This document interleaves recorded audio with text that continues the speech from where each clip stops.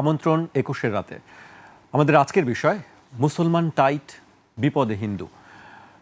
আজকে আমাদের সঙ্গে স্টুডিওতে উপস্থিত আছেন রাজনীতি বিশ্লেষক শরীফুজ্জামান শরীফ। আপনাকে স্বাগত জানাচ্ছি। আমাদের সঙ্গে আছেন সিনিয়র সাংবাদিক এম এ আজিজ। আপনাকেও স্বাগত জানাচ্ছি ২১-এর রাতে। আলোচনায় যাবার আগে আমি ভারতের পশ্চিমবঙ্গের কয়েকটি সংবাদ মাধ্যমের কিছু খবর উল্লেখ করতে চাই দর্শকদের জন্য। গণমাধ্যমের খবরগুলো আমরা দেখছি যে ভারতে কেউ বলছে যে গরু বিতর্কে মহা বিপদে পশ্চিমবঙ্গ সরকার, গরুর গেরোয়ে আটকে গেছে পশ্চিমবঙ্গ, নানান খবর আমরা বেরোচ্ছে। আমি সেই খবরে কিছু অংশ উল্লেখ করতে চাই আলোচনা যাওয়ার আগে। বিজেপি পশ্চিমবঙ্গের মুসলমানদের টাইট দিতে গিয়ে হিন্দু ভাইদেরকেই চরম বিপদে ফেলে দিয়েছে। আবার কেউ বা বলছেন বিজেপি শুধু মুসলমান নয়, হিন্দুদের জন্যও বিপজ্জনক। সংবাদ বিশ্লেষকদের কারো কারো ভাষ্য, মুসলমানরা গরুর মাংস খেলেও গরু বিক্রেতাদের বেশিরভাগ হিন্দু ধর্মাবলম্বী, তাই মুসলমানরা গরু খাওয়া বন্ধ করে দিলে আখেরে আর্থিকভাবে হিন্দুরাই বেশি ক্ষতিগ্রস্ত হবেন। এমন বাস্তবতায় কলকাতার ঐতিহাসিক নাখোদা মসজিদের ইমাম মোহাম্মদ শফিক কাশেমি এক ভিডিও বার্তায় রাজ্যের মুসলমানদের ঈদুল আজহায় গরু কোরবানি না দেওয়ার অনুরোধ করেছেন। বিশ্বের দ্বিতীয় বৃহত্তম মাংস রপ্তানিকারক দেশ হিসেবে ভারত কোটি কোটি রুপি আয় করছে জানিয়ে এই ইমাম বলেন, অথচ নিজের দেশে সাধারণ মানুষকে গরু খাওয়ার কারণে হত্যা করা হচ্ছে। এটি কখনো গ্রহণযোগ্য হতে পারে না বলেও মন্তব্য করেছেন তিনি। আমি আজিজ ভাইকে দিয়ে শুরু করতে চাই। আজিজ ভাই, আমরা দেখছি যে পশ্চিমবঙ্গ ক্ষমতায় আসার পরে যে বিভিন্ন বিধিনিষেধ, আপনিও জানেন, এই জিনিসগুলো কি আসলে কারোর জন্য লাভজনক হবে কি? আসলে ধন্যবাদ আপনাকে, ধন্যবাদ আমার সহ আলোচক এবং দর্শকবৃন্দ। দেখেন, আপনি হলেন কি মুসলমান টাইট, হিন্দু বিপদে। হিন্দুদের গরু হচ্ছে মাথা, তারা এদের দুধ খায় কিন্তু মাংস খায় না। অথচ ইম্পোর্টের পৃথিবীর ভিতরে দ্বিতীয় এবং ৪,০০০ কোটি রুপি গরুর মাংস আপনার রপ্তানি করে। তো সেই দেশে বিশেষ করে এখন যে মুখ্যমন্ত্রী পশ্চিমবঙ্গের এসছে, ইনি আসার পরে তো অনেকগুলো মুসলমান টাইট দেওয়ার জন্য অনেকগুলো চেষ্টা করতেছেন। ব্রিটিশ আইন ১৯৫০ সালের আইনে এই যে গরু মুসলমান হিন্দুদের টাইট পড়ে গেছে, তাদের প্রথম বলা হলো গরু কোরবানি চলবে না। পরে যখন দেখা গেল যে হিন্দু, বিশেষ করে হিন্দুরা গরু এই করে, ঘোষ সম্প্রদায় তারা গরু ঈদের আগে গরু লালন পালন করে। গরু কিছু বাংলাদেশে আসে, গরু কিছু ওখানে মুসলমানরাও বাংলাদেশে মেইনলি আসে। এবারে এই সরকার আমাদের দেশে গরু মানে যা প্রায় ১,২০,০০,০০০ গরু ছাগল মহিষ আছে, যার ফলে আমাদের দেশে দরকার নাই। বিজেপিকে আমি মাস মিডিয়ায় শুনলাম, বিজেপিকে বলছে ভারতের গরু আমাদের দরকার নেই, ভারতের গরু। এখন আমি যেটা মাস মিডিয়াতে শুনলাম, সত্য কি মিথ্যা জানি না, শুনলাম যে আগে গড়ে ছোট বড় গরু ৩০,০০০ টাকা দামে বাংলাদেশে আসতো, টাকা দামে। এখন বিজেপি বলছে যে ৩,০০০ টাকা গড়ে দাম, গরু আনলে আনো, নাহলে লয়ে যাওগা। ৩,০০০ টাকা? হ্যাঁ, ৩,০০০ টাকা গড়ে গরুর দাম। কারণ বাংলাদেশে তারা তো মহা মুশকিলে পড়ছে। যারা বিশেষ করে হিন্দু সম্প্রদায়, ঘোষ সম্প্রদায়, তারা তো এই গরু লালন পালন করে। তারা গরু ঈদের সময় বিক্রি করে, বাংলাদেশেও বিক্রি করে। ওখানে বিশেষ করে ধরেন পশ্চিমবঙ্গে প্রায় ৩৩% মুসলমান, হ্যাঁ, তারা সবাই গরু কোরবানি করে। তো গরু কোরবানি নিষিদ্ধ করেছে, এবং নিষিদ্ধ করার পরে ওখানে ইমাম সাহেব, ২ বড় ইমাম সাহেব বলে দিয়েছে গরু মুসলমানরা কোরবানি করবেন না এবং গরু খাবেন না, হ্যাঁ, গরুর মাংস খাওয়ার দরকার নেই। তো বাস, এখন গরু কোরবানি নির্দিষ্ট জায়গায় গরু কোরবানি অনুমতি দিছে, আবার বিপদে পড়ছে। কারণ ওখানে হিন্দুরা ফুঁসে উঠছে, তারা লোন করে গরু পালছে, এখন ভুসির দাম দিতে পারে না, দুধ বিক্রি করবে কোথায়? এখন তো গরু তো তাদের বোঝা হয়ে গেছে, তারা এখন না খায় মরাবো, গরু খরচ পড়ছে বেশি, বিক্রি করতে পারে না, গরু কোরবানির নিষেধ, তারা তো মহাবিপাকে পড়ছে। এখন এই জন্যে তারা বলছে যে ইমাম সাহেবরাও বলছে যে গরু কোরবানি আমরা দিব না, গরুর মাংস আমরা খাবো না। এই জন্য হিন্দু এখন বীরেন্দ্র এখন গরু কোরবানির নির্দিষ্ট জায়গায় কোরবানি করতে হবে এবং মাংস খাওয়ার কথা আর না করে নাই। কিন্তু একটা কথা বলেছে, 18 বছরের কম বয়সী গরুকে কোরবানি 14 দেওয়া বছর। চলবে না, 14 বছরের কোরবানি। তাহলে এটাও আবার মস্করা করে কথা হয়েছে, তাহলে তো গরুরও সনদপত্র লাগবে, জন্ম নিবন্ধন জন্ম করতে হবে। নিবন্ধন করতে হবে, নাহলে 14 বছর কেমনে নির্ধারিত হবে, এরকম একটা শুরু হয়েছে। তো সুতরাং আমার বক্তব্য হচ্ছে একটি দেশের প্রায় মাইনরিটি সব যদি খ্রিস্টান বৌদ্ধ অন্যান্য যদি ধরেন, প্রায় 40% হচ্ছে মাইনরিটি আমি বলবো। হিন্দু মুসলমান কিন্তু মাইনরিটি না, 33% কিন্তু মাইনরিটি না। এখন আপনি তাদেরকে তাদের ধর্ম করতে দিবেন না, তাদেরকে পুশ ব্যাক করবেন। আরে বীরেন্দ্র, উনি তো ওনার মা তো পশ্চিম বরিশালে জন্ম। শুভেন্দু অধিকারী। হ্যাঁ, শুভেন্দু অধিকারী, ওনার মা তো গেছে ওখানে, যা পশ্চিমবঙ্গে গেছে। ওর মাকে পুষিন করুক না আগে, ওর মাকে করুক। আর ও তার মায়ের পেটের থেকে হয়েছে না, ও আসুক, ও তো বাংলাদেশি তাহলে। কারণ আইন হয়েছে তো 1950 সালের ব্রিটিশ আইন, আসাম খেদাও, বাংলাভাষী মুসলমান খেদাও। তো ও এখন হিন্দু, ও তো মমতা ব্যানার্জির ডান হাত ছিল, হুট করে উল্টে যা বিজেপির থেকে দাঁড়ায় গেছে, দাঁড়ায় গিয়ে কট্টরপন্থী হয়ে গেছে, মানে বিজেপি হিন্দুত্ববাদী কট্টরপন্থী হয়ে গেছে।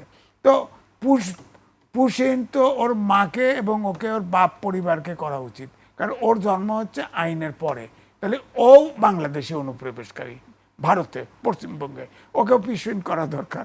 আমরা থাকার জায়গা দেবো নিশ্চিত, পশ্চিমবঙ্গ হিসেবে মুখ্যমন্ত্রী হিসেবে কোনো সমস্যা নাই, আমরা থাকার জায়গা দেবো। আগে তুমি আসো, তারপরে বাংলাভাষী মুসলমান বার করো। তা আমার কথা হলো যে এতে কইছে কি, ভারতে উগ্রপন্থীর জায়গা নেই এখন বিশ্বায়নের যুগে। আপনাকে মানতে হবে, সব ধর্মকে রেসপেক্ট রাখতে হবে, ধর্মের প্রয়োজনে আপনাকে ছাড় দিতে হবে। আপনি এই শুভেন্দু অধিকারী আসার পরে মসজিদ, পুরনো মসজিদ দখল করছে না, ইতিমধ্যে দখল করছে তো। তারা ওরা মন্দির কয়, মন্দির আছে, আরে নিয়ে একটা মূর্তি রেখে কয় মন্দির, ওটা এটা করলে চলবে? 33% লোক তুমি বানার ভাষায় দিবা, এত সহজ? এত সহজ না তো। এই জন্য বলছি যে গরু অর্থনীতির ধস লাগবে তো, ভারতের অর্থনীতিতে ধস।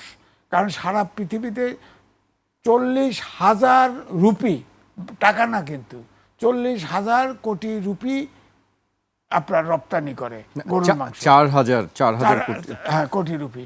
তো আপনার এবং দ্বিতীয় রপ্তানিকারী দেশ, মাংস রপ্তানিকারী দেশ। তো গরু যদি জবাই করতে না দেয়, গরুর মাংস যদি বিক্রি না করে, তাতে তো প্রথম আমি তো বলবো যে তাদের দ্বিতীয় রপ্তানি খাত ধ্বংস হয়ে যাবে এবং দেশে অশান্তি তো তৈরি হবে। আবার গরুর সার্টিফিকেট 14 বছরের সনদপত্র দেওয়া শুরু করতে হবে, এছাড়া তো উপায় নাই। যে একজন জবাই করলো 14 বছর। আমাদের বাসসের এমডি ছিল এক সময়ের, বুঝছেন, তার বাবার বাড়ি বরিশাল।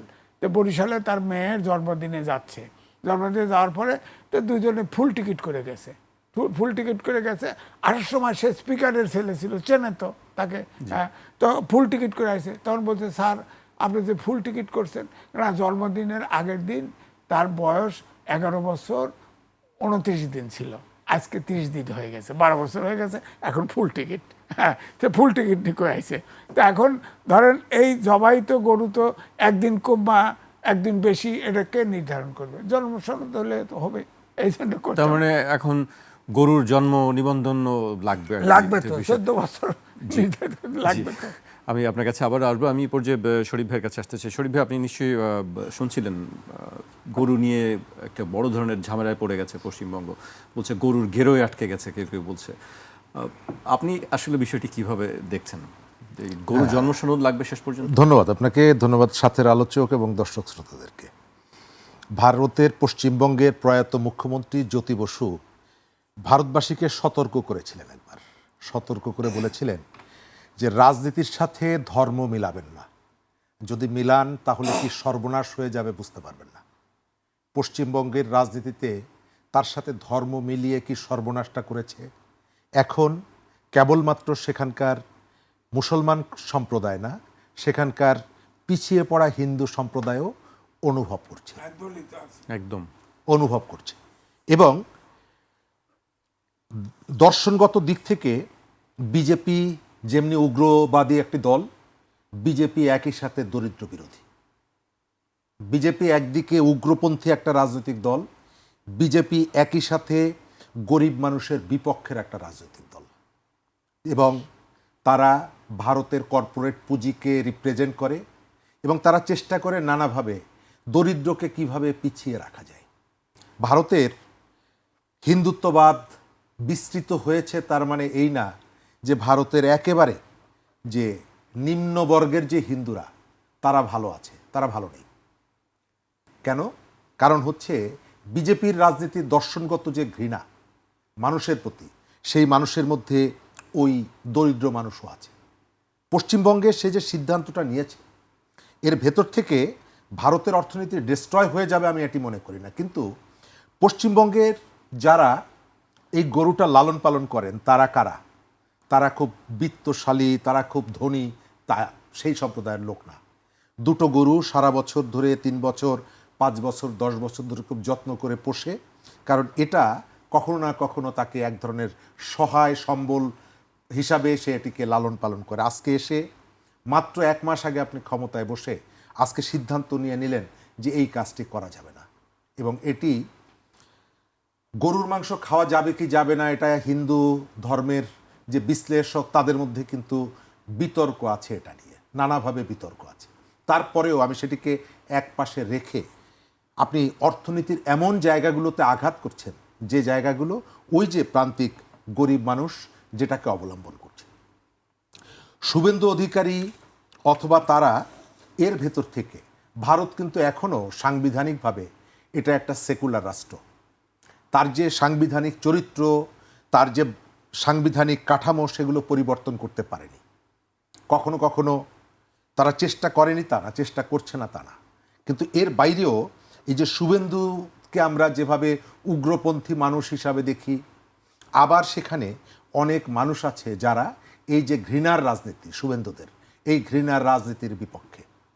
আপনি আজিজ ভাই বললেন সেখানে 30% বেশি মানুষ হচ্ছে মুসলিম কমিউনিটির। আবার আপনি খেয়াল করে দেখবেন কলকাতা সিটি কর্পোরেশনে মেয়র হন কিন্তু ফিরহাদ হাকিম, সেখানে জীবন ঘোষ পরাজিত হয়। পশ্চিমবঙ্গের বিধানসভা নির্বাচনে 40 জন মুসলমান প্রার্থী বিজয়ী হয়েছে। আবার আমরা কখনো কখনো যখন কথা বলতে যাই আমরা পুরোটাকেই শুভেন্দু অধিকারীর অনুসারী বানিয়ে ফেলি। সেখানে এই যে শুভেন্দুদের যে উগ্রতা, তাদের যে জাতপাতকে ঘৃণা করার যে রাজনীতি, তার বিরুদ্ধেও সেখানে কিন্তু একটা লড়াই আছে। ঠিক গতকালকে একটা নির্বাচন হয়েছে, ফলতা নামে একটা উপনির্বাচন হয়েছে, এবং সেখানে নতুন একটা বার্তা এসেছে। মাত্র 1 মাস আগে ক্ষমতা হারানো মমতা ব্যানার্জির দল 4র্থ স্থানে চলে গেছে, এবং সেখানকার সিপিএম 19% ভোট পেয়েছে, প্রায় 42,000 ভোট পেয়েছে, দ্বিতীয় অবস্থানে চলে এসেছে। এবং সেখানকার যে মুসলমান ভোট প্রায় 33% মুসলমান ভোট, এবং সবার ধারণা করছে যে এই ভোটটা ওই দিকে চলে গেছে। যে ভোটটা এতদিন বিজেপি নানা কায়দা করে, তৃণমূল কংগ্রেস নানা কায়দা করে ভোটটা নিত, তার অর্থ হলো যে সেখানকার যে সংখ্যালঘু সম্প্রদায়, ধর্মীয় সংখ্যালঘু যারা গরিব মানুষ, তারা কিন্তু এই যে শুভেন্দু অধিকারীদের বিভাজনের যে রাজনীতি, ঘৃণার যে রাজনীতি, সেই রাজনীতিকে প্রত্যাখ্যান করা শুরু করেছে, এবং ভারতে এগুলো নিয়ে প্রতিরোধ হবে। আমি আপনাকে বলতে পারি এই যে ঘটনাগুলো, প্রত্যেকটা ঘটনার প্রতিবাদ হবে, প্রতিরোধ হবে। আমাদের এখানে যে ধরনের ধর্মীয় বিভাজন এবং সংখ্যাগুরুর যে রাজনীতির যে বিভাজন, তার মধ্যে স্রোত এক রকমের বয় না, কিন্তু সেখানে এই যে 30% কথা বলছি না, এই 30% আপনি দেখলেন যে সেখানকার নাখোদা মসজিদের ইমাম তিনি একটা বার্তা দিয়েছেন, এবং এই বার্তাটা কি? যে ঐক্যবদ্ধ হও, ঘৃণার রাজনীতির বিরুদ্ধে ঐক্যবদ্ধ হও। এবং তিনি পরিষ্কার করে বিজেপির যে পলিসি, সেই পলিসিকে আঘাত করছেন যে তোমার অর্থনীতি, এই যে গরু নির্ভর যে অর্থনীতি, এই অর্থনীতিকে আমরা ইচ্ছা করলে ঐক্যবদ্ধ হলে উল্টে দিতে পারি। এই যে সাহসটা আছে সেখানকার মানুষের, সংখ্যালঘু কমিউনিটি, এই সাহসটাই হচ্ছে এই ঘৃণার রাজনীতিকে উপড়ে ফেলবে, ঘৃণার রাজনীতিকে পরাজিত করবে। আমরা কখনো কখনো ভুল করে পুরোটাকে এক করে ফেলি।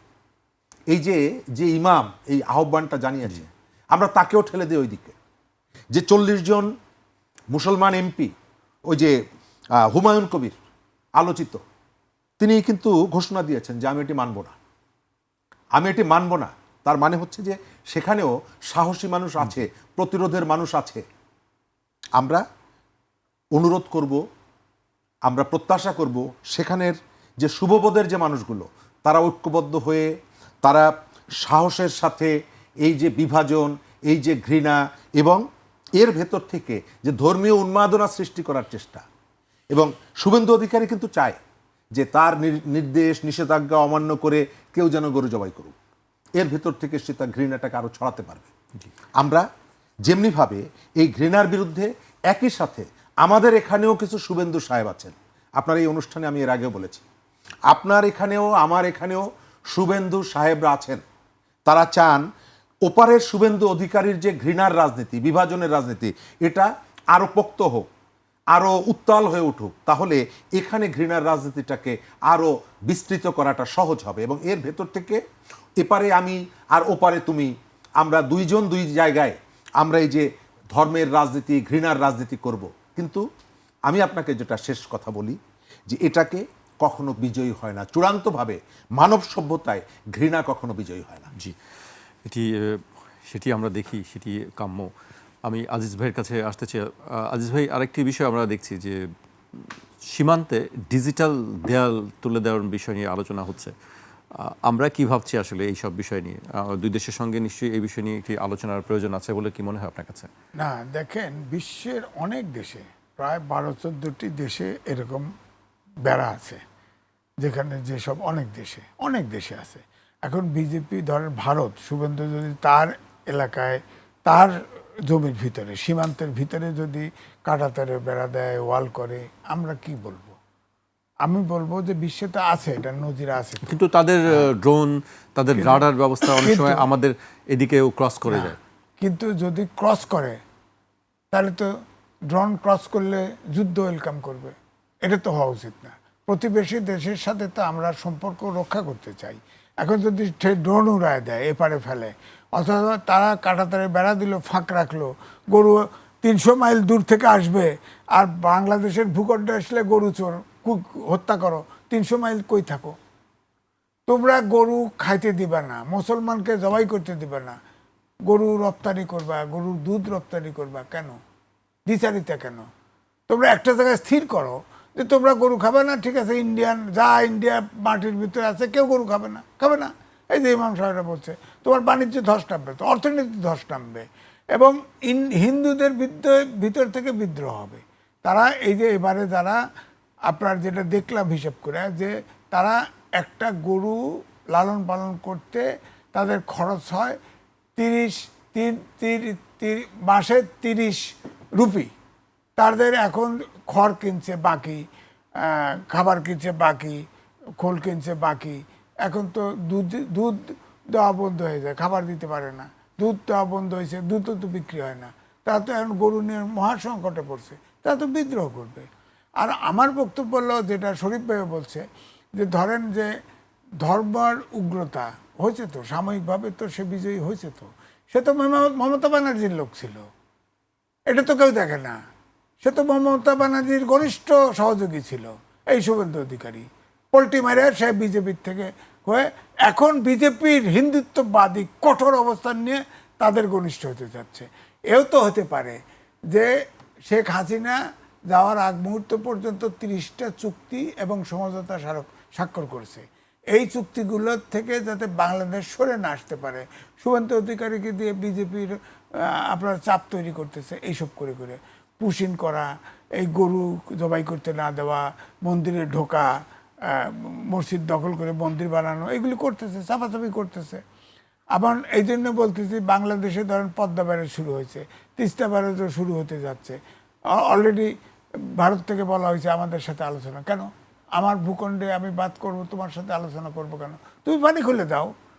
আমরা ভাটির দেশে, আন্তর্জাতিক নীতি আছে, আইন আছে, তুমি পানি ছেড়ে দাও, আমরা কিচ্ছু বলবো না। তুমি পানি তুলে নিবা, 40টা রিভার লিঙ্কিং প্রজেক্ট করে আমাদের মরুভূমি বানায় দিবা, আমরা ব্যারেজ দেবো না?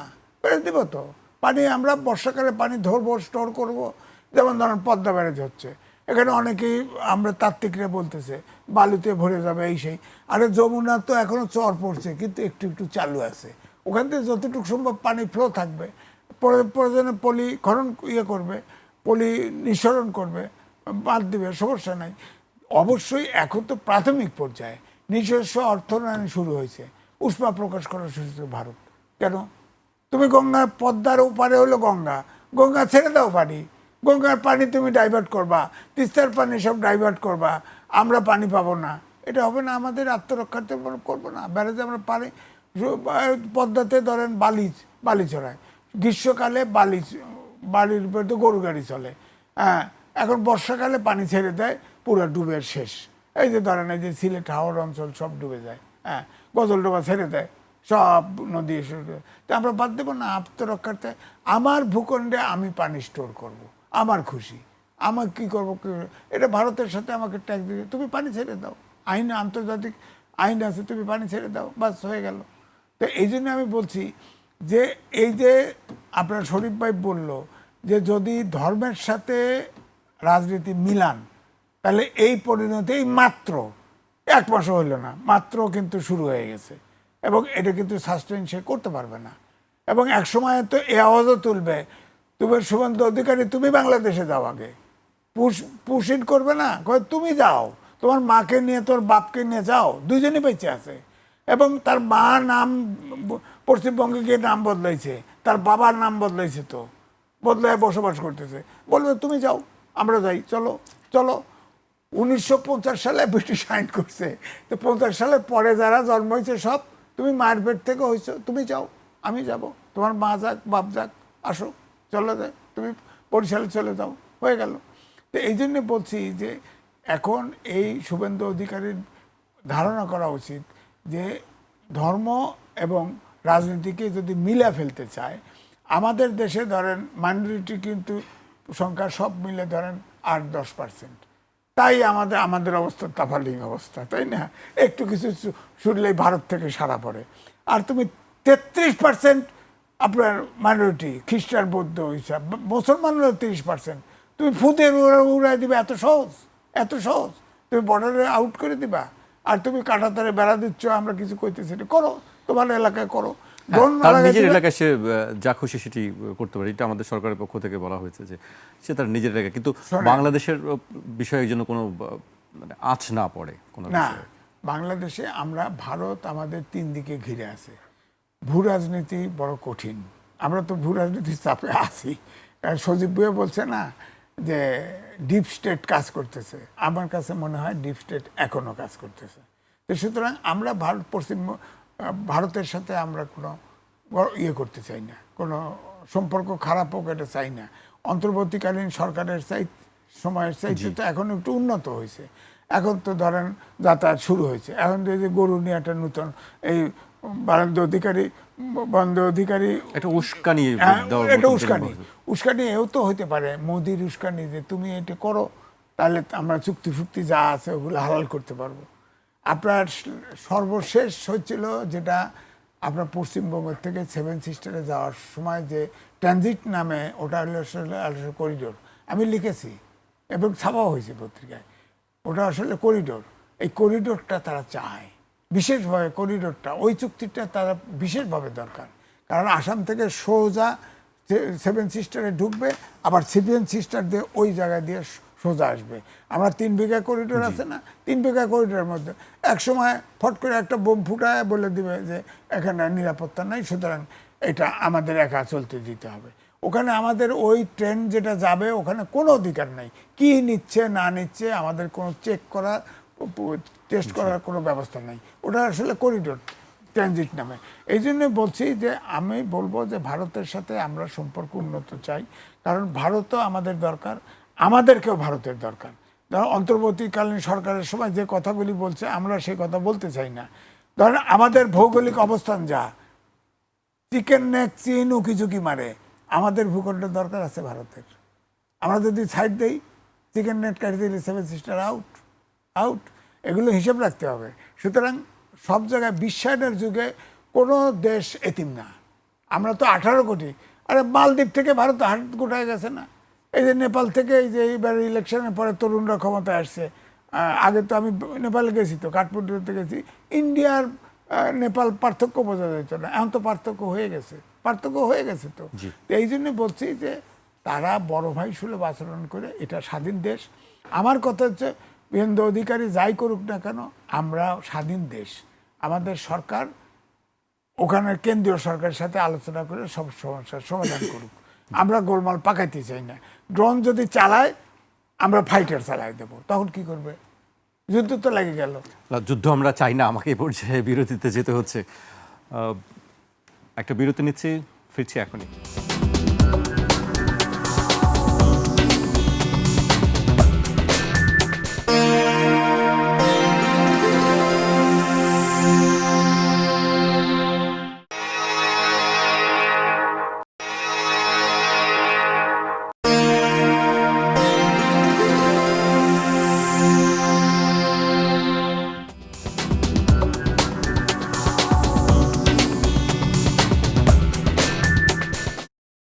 বিরতির পর আবারও স্বাগত। আপনারা দেখছেন ২১-এর রাত। আমাদের সঙ্গে আছেন রাজনীতি বিশ্লেষক শরীফুজ্জামান শরীফ এবং সিনিয়র সাংবাদিক এম এ আজিজ।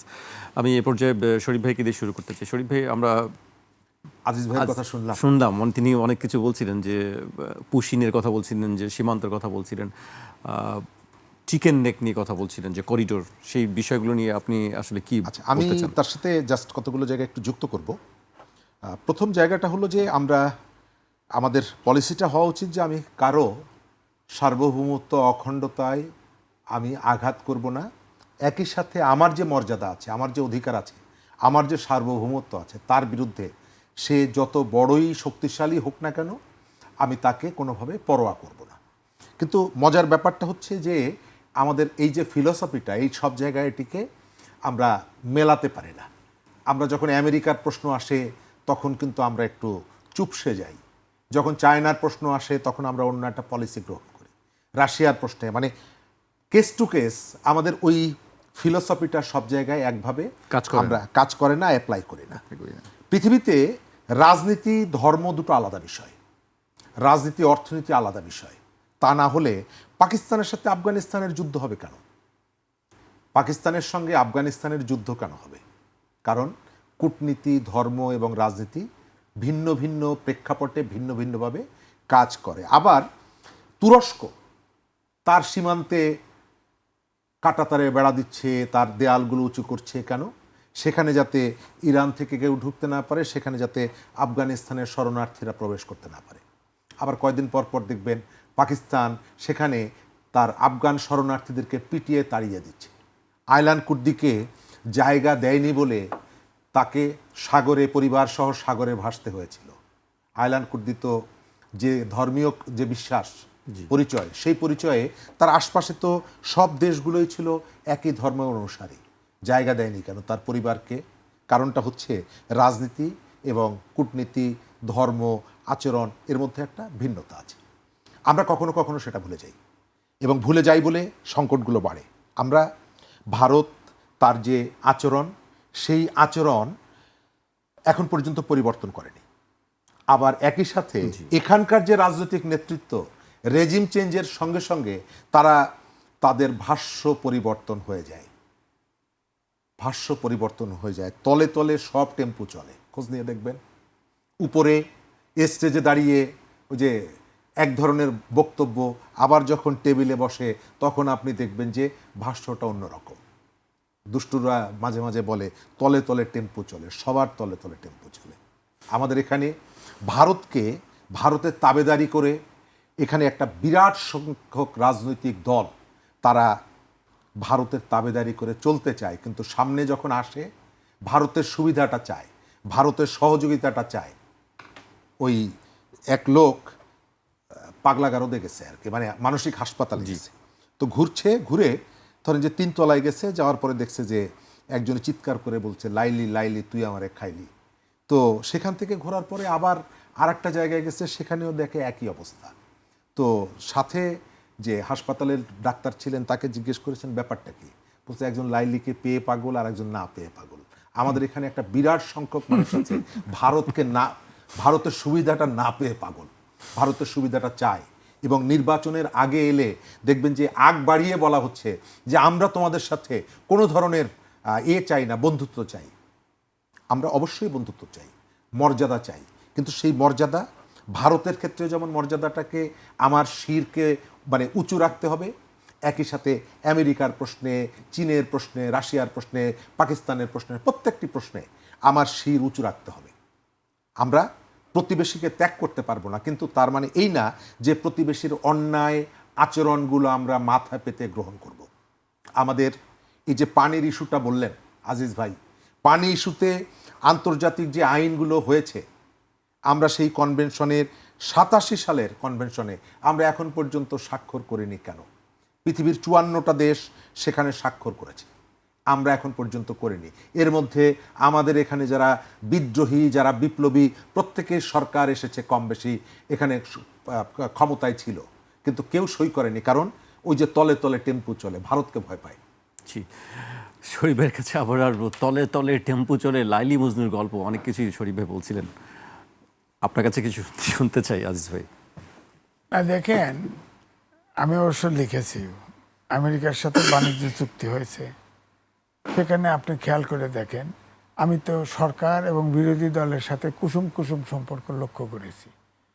অর্থাৎ তারপরে আওয়ামী লীগ নিষিদ্ধ করে সন্ত্রাসবিরোধী আইন হয়েছে, সেখানেও তো আমি কুসুম কুসুম সম্পর্ক দেখেছি সরকারি দল এবং জামাতের ভিতরে। জামাত ওয়াকআউট করে না। মানে সরকারি দল আর বিরোধী দলের মধ্যে কুসুম কুসুম সম্পর্ক চলছে। আমি তো দেখতে পাচ্ছি, কারণ আপনি বলেন তো, সংসদে মার্কিন যে বাণিজ্য চুক্তি হয়েছে, এই চুক্তির বিরুদ্ধে অপোজিশন কোনো আলোচনা উত্থাপন করেছে? করে নাই। যখন আওয়ামী লীগ নিষিদ্ধ রেখে সন্ত্রাস বিরোধী আইন করেছে, এটা আইনটা কত 1974 সালের স্পেশাল পাওয়ার অ্যাক্টের মতো কালো আইন। এই আইনে এখন বিরোধী দল, ওই সময় কিন্তু এনসিপি বাইরে গেছে, কিন্তু সংসদ কিন্তু জামাত ইসলামের কেউ বাইরে যায় নাই। তারা মনে করছে আওয়ামী লীগ নিষিদ্ধ হয়েছে, খুব খুশি, খুব খুশি, চুপচাপ, অর্থাৎ এক ধরনের সমর্থন দিয়ে গেছে।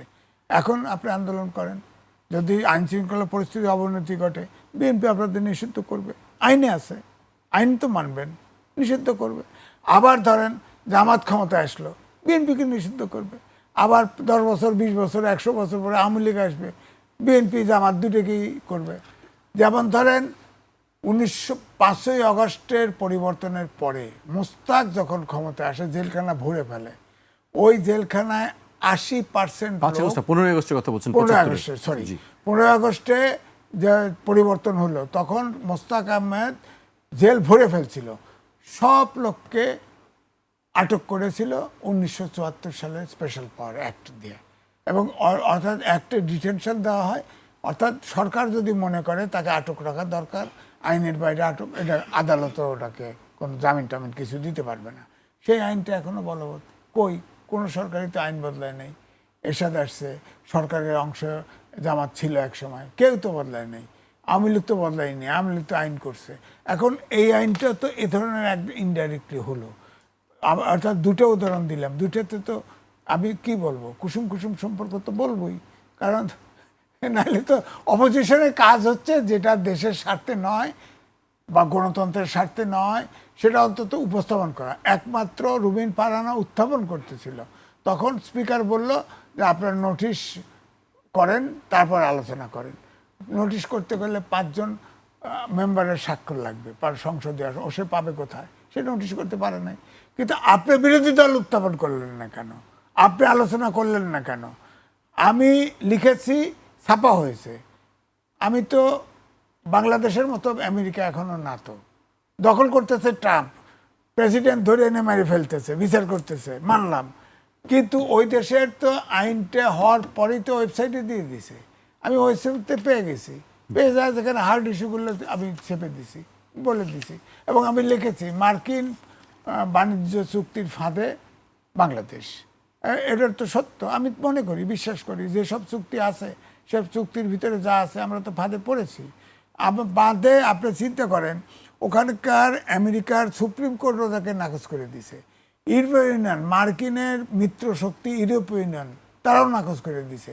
আমাদের 90 দিনের ভিতরে আপনার এই চুক্তি রিভিউ করার সুযোগ ছিল, কেউ তো উত্থাপন করলো না, আলোচনাও করলো না, কেউ রিভিউ করলো না। এখন তো 2টা চুক্তির ভিতরে 4টে জিনিস অলরেডি বাস্তবায়ন হয়ে গেছে। তো চুক্তি তো বল, আমি আইনজীবীর সাথে কথা বলছি, বলছে যে হ্যাঁ চুক্তি বাস্তবায়ন যেহেতু হয়েছে, আংশিক বাস্তবায়ন হয়ে গেছে, তো চুক্তি বাস্তবায়নের পক্ষে। তো আপনি করেন নাই কেন? আবার ওই বললাম আওয়ামী লীগ সন্ত্রাস বিরুদ্ধে আইন হলো, জামাত ইসলাম, এগুলো কুসুম কুসুম সম্পর্ক না। তারপরে তারা আন্দোলন করে, ওয়াকআউট করে, করতেই পারে, আপনার শান্তিপূর্ণভাবে মিছিল করতেই পারে, কই কিছু তো করে না। খালি মাইলেজ পাওয়ার জন্যে বিএনপির খালি সমালোচনা করে, খালি সমালোচনা করে, যাতে জামাত আর একবার তাদের এনসিপি জামাত তাদের পপুলারিটি বাড়বে। কিন্তু আপনি খেয়াল করে দেখেন একটা জিনিস আমার কাছে মার্ক হয়েছে, যে জামাত কিন্তু বোধহয় স্কোপ পাচ্ছে না, কারণ তারা স্টিগমা, ধর্মীয় রাজনীতি করে, স্টিগমা খেয়ে গেছে। এনসিপিতে মতিউর রহমান নিজামীর এক ছেলে এমপি জামাত থেকে, আর এক ছেলে এনসিপিতে জয়েন করছে। এটার অর্থ কি? অর্থাৎ এনসিপিকে ডিপ স্টেট শক্তিশালী করতে চায়, কিন্তু সম্ভব না। ওটা ভেঙে টুকরা টুকরা ওটা দিয়ে আর কিছু হবে না, এত বিতর্কিত দিয়ে হবে না। তবে এনসিপির আপনি দেখেন, যাকে বলা হয়েছিল আপনার কি কয় মাস্টারমাইন্ড, মাস্টার মাইন্ড, সে একটা স্ট্যাটাস দিছে, স্ট্যাটাস দিয়ে নানান কথা বলছে, তার দুর্বুদ্ধ, বোঝা যায় না। সে বলে যে ৭১ সাথে ২৪-কে সমান করে দাঁড় করানোর চেষ্টা করা হয়েছে, এরকম অনেক কিছু দীর্ঘ তিনি স্ট্যাটাস দীর্ঘ দিয়েছেন। দিচ্ছে, কিন্তু পরিষ্কার করে নাই। আমার কাছে মনে হয় সে তো ইন্ডিভিজুয়াল হয়ে গেছে, এখন তার তো একটা প্ল্যাটফর্ম আছে। সে এখন যে আগে যে ব্র্যাকেট বন্দী হয়েছে যা জামাত লাইনের, ওটার থেকে আর অন্তর্বর্তীকালীন সরকারের অংশ ছিল, সে তো উপদেষ্টা ছিল। তো সুতরাং এখান থেকে বেরোনোর জন্য বোধহয় এই স্ট্যাটাসটা দিছে, তার মুখ্য নয়। জি, আমি আপনার কাছে আবার আসবো। আমি শরীফ ভাইয়ের কাছে আসতেছি। শরীফ ভাই, এবার একটু আমরা আমাদের দেশের অবস্থার দিকে দৃষ্টি দিতে চাই। বিশেষ করে রাজনীতির কথা বলছিলেন আজিজ ভাই, যে রাজনীতির কি অবস্থা, ডিপ স্টেট আবার কাজ করছে কিনা, এনসিপির বর্তমান অবস্থা কি, জামায়াতের অবস্থা নিয়ে তিনি কথা বলছিলেন। আপনি একজন রাজনীতি বিশ্লেষক হিসেবে কিভাবে দেখছেন আসলে? ধন্যবাদ। আমাদের এখানে ডিপ স্টেট কাজ করছে, এবং আমাদের যে বড় রাজনৈতিক দলগুলো তারা কারো না কারো পারপাস সার্ভ করে। তারা দেশপ্রেমের কথা বললেও তাদের ভেতরে কারো না কারো এজেন্ডা আছে। কেউ ভারতের পারপাস সার্ভ করতে চায়, তাদের ইন্টারেস্ট দেখতে চায়, কেউ আমেরিকার ইন্টারেস্ট দেখতে চায়। ভাই যথার্থ বলেছেন, রুমিন ফারহানাকে পার্লামেন্টে কথা বলতে দেয়নি, এটার জন্য বিরোধী দলের নেতা একদিন কষ্ট পেয়েছেন, বলেছেন যে তার সাথে যে আচরণ করা হয়েছে আমি খুব মর্মাহত হয়েছি। কিন্তু রুমিন ফারহানা যে আমেরিকার ইস্যুতে কথা বলতে গিয়ে পারলেন না, এই বিষয়টি তিনি পার্লামেন্টে তোলেননি। আপনি বিএনপির সাথে জামাতের অনেকগুলো জায়গায় আপনি বিরোধ দেখবেন, কিন্তু ডক্টর ইউনূসের সরকারের যে লুটপাটের প্রশ্নে, তার যে রাষ্ট্র পরিচালনায় ব্যর্থতার প্রশ্নে, তার এই যে চুক্তির প্রশ্নে আপনি কোনো বিরোধ দেখতে পাবেন না। আমাদের এখানে দ্রব্যমূল্য বাড়ছে, জিনিসপত্রের দাম বাড়ছে, আপনার এনার্জির দাম বাড়ানো হচ্ছে, মারা যাচ্ছে, বলা হচ্ছে যে আমরা সরকার এতটা সাবসিডি দিয়ে চালাতে পারবে না। আলোচনা হচ্ছে বিদ্যুতের দাম বাড়ানো হবে। কেন?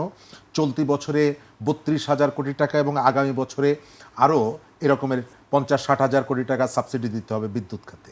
এই ক্ষতিপূরণের জন্য বিদ্যুতের দাম বাড়ানোর প্রস্তাব করা হচ্ছে। তাহলে এই ধরনের একটা পরিস্থিতিতে আপনি আমেরিকার কাছ থেকে ৬৫,০০০ কোটি টাকা দিয়ে কেন বিমান কিনতে চান? আপনার নির্বাচনী ম্যানিফেস্টোতে কোথাও কিন্তু বিমান কিনতে হবে এই কথা বলা ছিল না।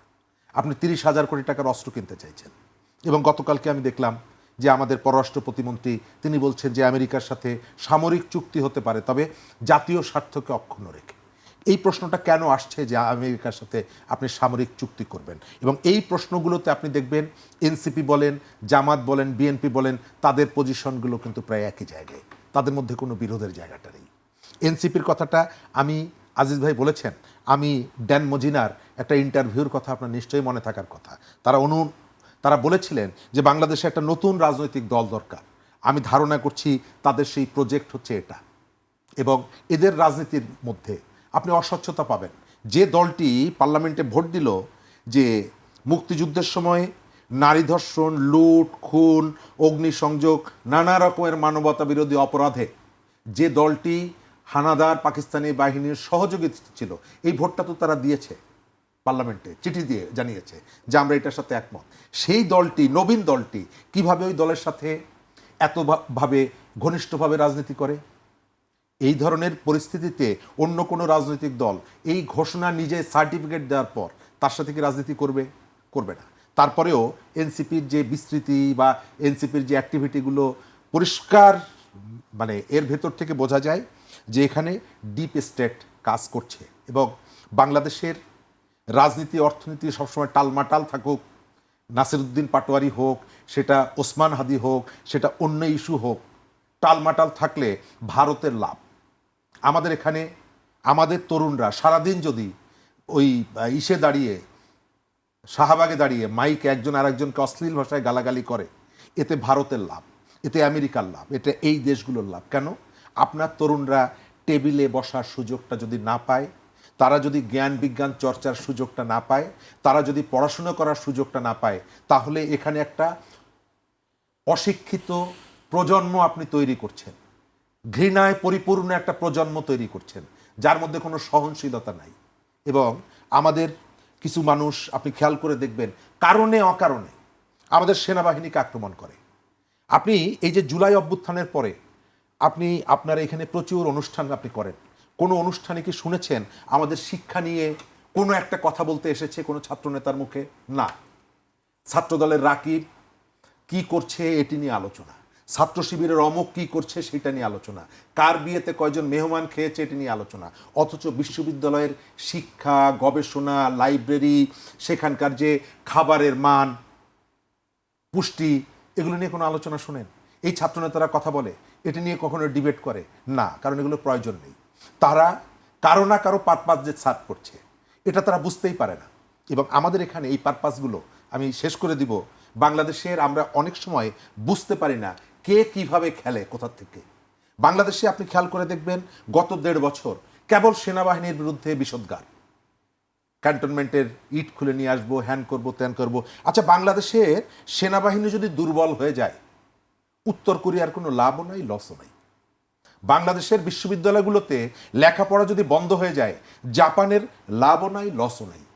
লাভ অথবা লস কাদের? আমাদের আশপাশে যারা আছে সব থেকে বেশি লাভ হবে তাদের, অথবা লস হবে তাদের।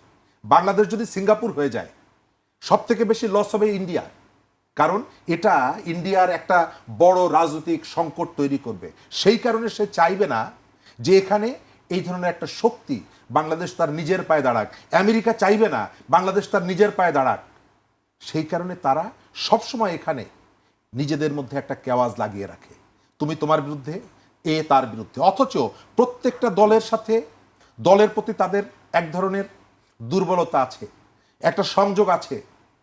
আপনি খেয়াল করবেন এই আমেরিকাকে আমি যখন গাজায় দেখি, কার পক্ষে? ইসরায়েলের পক্ষে। আমি গাজার পক্ষে ঢাকায় লক্ষ লক্ষ মানুষের মিছিল করি, তাহলে এবং আমার ঢাকায় যার পক্ষে মিছিল করলাম, ইসরায়েলের বিপক্ষে স্লোগান দিলাম, তাহলে সেই আমেরিকা কিভাবে আমার মিত্র হয়? তো সেই আমেরিকা কিভাবে আমার বন্ধু হয়? যদি আমেরিকার কাছ থেকে অস্ত্র নিয়ে, তার কাছ থেকে গোলা বারুদ নিয়ে যে ইসরায়েল ফিলিস্তিনে শিশুর বুকে গুলি করে, সেই আমেরিকা কিভাবে আমার বন্ধু হয়? জামাতের বন্ধু হয় কিভাবে? এখানে যারা ধর্মের রাজনীতি করে, মুসলমান সেন্টিমেন্টকে নিয়ে, তাদের কাছে আমেরিকা বন্ধু হয় কিভাবে? হয় কেন? কারণ হচ্ছে স্বার্থ। আমাদের টোটাল রাজনীতিটা আপনি যাই বলেন না কেন, চেতনা বলেন, 71-এর চেতনা বলেন, জুলাইয়ের চেতনা বলেন, সব কিছুর পেছনে হলো ক্ষমতা এবং স্বার্থ। ক্ষমতা এবং স্বার্থকে কেন্দ্র করে এই যে বিএনপি অনেক কিছু সমালোচনা করছে, কিন্তু এই যে অন্তর্বর্তী সরকারের যে অন্যায়, বশির উদ্দিনের যে লুটপাট করেছে ক্ষমতায় বসে, এই যে সজীব ভুঁইয়ার বিরুদ্ধে যে অভিযোগগুলো উঠছে, কই এটা তো তদন্ত হচ্ছে না? কেন তদন্ত করতে চাই না? কেন তদন্ত করতে চাই না? এই যে হামের টিকার অভাবে 500 মানুষ শিশু মারা গেল, কেন এটি নিয়ে আলোচনা করতে গেলেই ডক্টর ইউনূস সরকারের যে ব্যর্থতা ছিল এটি স্বীকারই করতে চাইছেন না আমাদের স্বাস্থ্য উপদেষ্টা। তিনি এটি ঘুরিয়ে নিয়ে যেতে চাইছেন, এর আগের সরকার, পারলে তার আগের সরকার, কারণটা কি আসলে? এই কথা তো আমরা শুনছি, কারণটা হলো আপনার কাছ থেকে আপনি আমাকে টক শোতে ডেকেছেন, আমাকে ডাকেন, বাইরে দেখা হলে আপনার সাথে অবশ্যই আমি একটা লম্বা সালাম দেব। এই যে ডক্টর ইউনূসের সরকারের কাছে প্রতি বিএনপির একটা অবশ্যই কৃতজ্ঞতা বোধ আছে। আজকে তৌহিদ হোসেনের একটা ইন্টারভিউ প্রচারিত হচ্ছে একটা টেলিভিশনে, সেখানে তো স্পষ্ট করে বলছেন যে এই যে আমেরিকার চুক্তি হয়েছে, আমি পররাষ্ট্র উপদেষ্টা ছিলাম, আমার সাথে কেউ কথা বলেনি। কথা কার সাথে বলেছে? এই জায়গায় ডিলটা কে করেছে? সেই সময় পররাষ্ট্র উপদেষ্টা করেছেন। এবং বাণিজ্য উপদেষ্টা করেছেন। গতকাল থেকে বাণিজ্য উপদেষ্টার যে দুর্নীতির খবর বেরোনো শুরু হয়েছে, এই ভদ্রলোককে আমরা কেউ চিনতাম? আপনি বহু বছর ধরে সাংবাদিকতা করেন, চিনতেন একে? কোথা থেকে এলেন তিনি? কে নিয়ে এলেন? তার বিরুদ্ধে তো জুলাই হত্যা মামলার তিনি তো আসামি ছিলেন। আপনি যখন তাকে নিয়েছেন তখন তো জানেন না যে তিনি দোষী না নির্দোষ।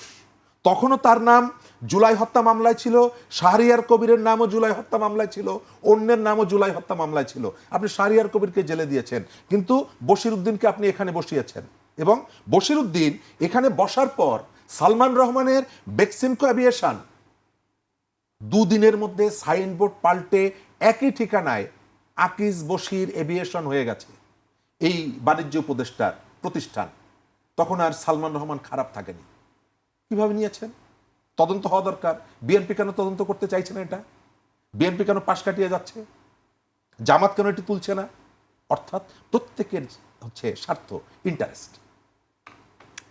শরীফ ভাই অনেক প্রশ্ন তুলেছে, কেন কি হচ্ছে আমি জানি না, আজিজ ভাই বলতে হবে না আসলে কেন কি, বিষয়গুলো কি? বিষয়টা অনুমান ভিত্তিক হবে। আমি আগেই বলেছি ডিপ স্টেট কাজ করছে। আপনি 3 দিন আগে পৃথিবীতে শুনেছেন 3 দিন আগে একটা বড় ধরনের চুক্তি হয়, এবং আবার এই সরকার আপনি দেখেন আমাদের বন্দর টন্দর ইউজ করতে পারবে, মার্কিন সামরিক বাহিনী করতে পারবে না?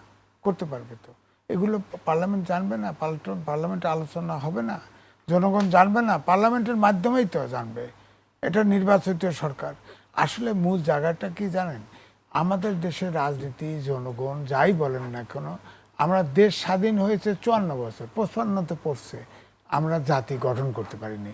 এক জায়গায় শরীফ ভাই বলছে যে বিজ্ঞান প্রযুক্তি সম্পর্কে আমরা জ্ঞান, হ্যাঁ, চতুর্থ শিল্প বিপ্লব, আমি বহুবার বলছি আমাদের দেশে প্রায় 12 প্রকারের শিক্ষা ব্যবস্থা আছে, সবাইকে মাস্টার ডিগ্রি দেওয়া হয়, যার ফলে কোনো জাতীয় ইস্যুতে কেউ একমত হতে পারি না, কোনো না কোনো বলয়ে থাকি। আবার বিজ্ঞাপনে ধরেন এখন রোবট অপারেশন করবে আপনার, তার পিছনের লোকটা দরকার, সেই শিক্ষা তো আমাদের দেশে নাই। আমি তো লিখেছি এই দেশের বুয়েট সহ একটি শিক্ষা প্রতিষ্ঠানও চতুর্থ শিল্প বিপ্লবের উপযোগী না। অথচ আপনার কতটা 11টা বোধহয় সংস্কার কমিশন হয়েছে, শিক্ষা প্রতিষ্ঠান নিয়ে কারো মাথা ব্যথা নেই, এবং দেশের জাতি গঠনের ব্যাপারে কোনো কারো মাথা ব্যথা নেই। শুধু সরকারে যাওয়া এবং সরকারকে ফেলে দেওয়া, এই হচ্ছে বিরোধী দল এবং সরকারি দলের আচরণ। ছাত্র নেতারাও, হ্যাঁ, যারা সবাই। গণঅভ্যুত্থানের নেতৃত্ব দিলেন, আমরা ছাত্র নেতা বলেন, শরীফ ভাইয়ের নেতা ছিলেন, আমিও আমার সময় ছাত্র রাজনীতি করেছি। আমরা কখনো জাতীয় রাজনীতির সাথে সুর মিলাই নেই। আমরা তো ইউনিভার্সিটির ক্যাম্পাসের ছাত্রদের ইউনিভার্সিটির সমস্যা নিয়ে আন্দোলন করেছি, সমস্যা নিয়ে চেষ্টা করেছি সমাধান করতে। কিন্তু এখন তো রাজনৈতিক দল যার যার অনুসারী। আপনি বলেন তো ডাকসু আগে জানতেন এগুলো শিবির? এগুলো সব ছাত্রলীগের।